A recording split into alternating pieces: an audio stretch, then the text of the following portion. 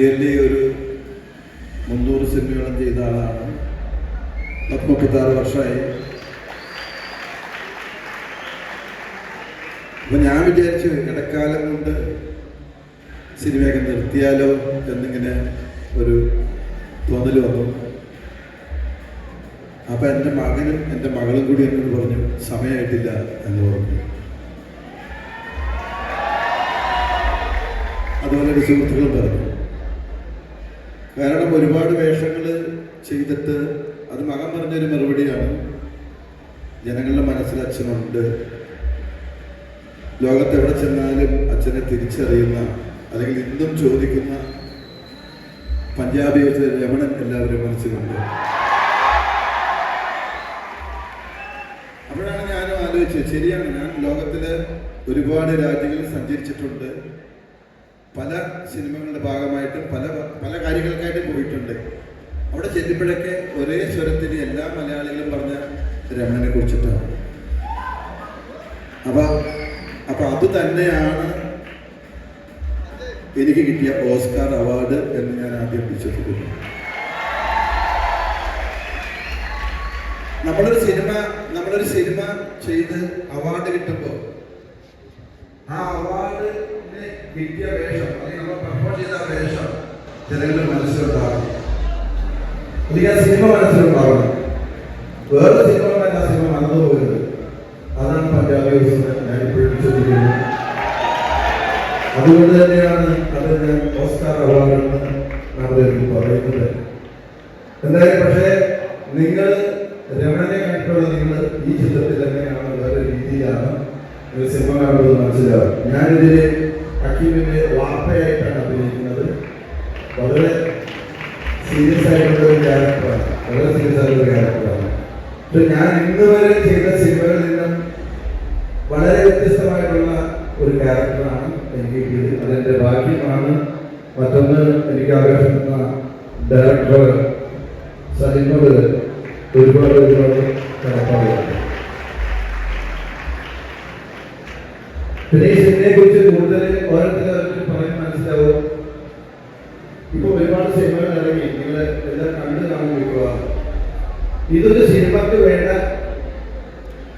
പാട്ട്, പ്രണയവും റൊമാൻസും ഇമോഷനും കുടുംബം, ഫാമിലി, ഫൈറ്റ്, ആന്റി ഫൈറ്റ്, അങ്ങനെയുള്ള എല്ലാ ഘടകങ്ങളും കൂടിച്ചേർന്നതാണ് കടകൻ.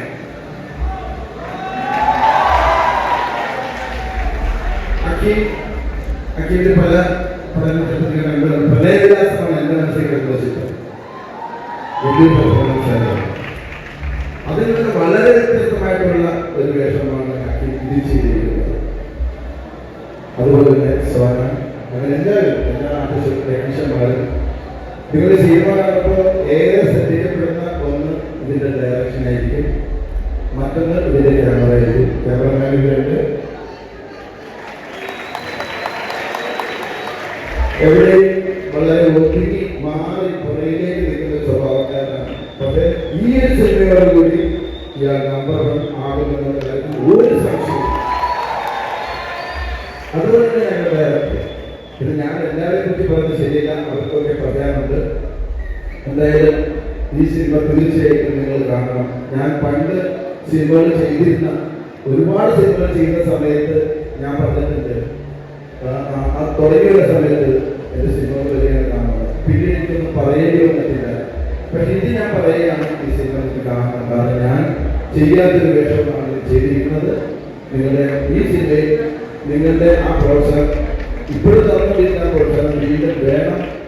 ഇങ്ങനെയുള്ള സിനിമകളൊക്കെ പ്രോത്സാഹിപ്പിക്കണം. ഇത് ഒരു കാരണവശാലും ബോറടിക്കുന്ന ഒരു സിനിമയല്ല, നല്ല എന്റർടൈനറാണ്.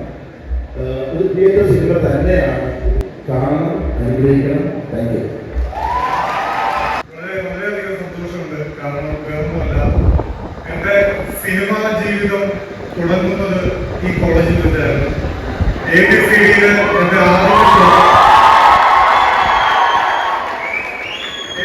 എന്റെ ആദ്യത്തെ ഷോട്ട് ഇവിടുത്തെ മലയാളത്തിലായിരുന്നു ഞങ്ങൾ ഷൂട്ട് ചെയ്തത്. തീർച്ചയായിട്ടും ഞാനതൊരു നിമിത്തമായിട്ട് കണ്ടു. ഞങ്ങളുടെ സിനിമ റിലീസാവുന്നതിന്റെ തലേന്ന് ലാസ്റ്റ് ഡേ പ്രൊമോഷന് ഇവിടെ വരാനും എനിക്ക് ഇവിടെ നിൽക്കാനും സംസാരിക്കാനും പറ്റിയതിൽ വളരെയധികം സന്തോഷമുണ്ട്. വേറൊന്നുമല്ല, എൻ്റെ കഥാപാത്രത്തിന്റെ പേര് സുൽഫി എന്നാണ്. അശോചനം പറഞ്ഞതുപോലെ തന്നെ അദ്ദേഹത്തിന്റെ മകനായിട്ടാണ് ഞാൻ അഭിനയിക്കുന്നത്. പ്രണയജാസത്തിൽ പുള്ളിയുടെ മകന്റെ കൂടെ അഭിനയിച്ച് നേരെ അത് കഴിഞ്ഞ് നേരെ അശോചന്റെ കൂടെ അഭിനയിക്കുകയായിരുന്നു. അതൊരു ഭാഗ്യമായിട്ട് ഞാൻ കാണുന്നു.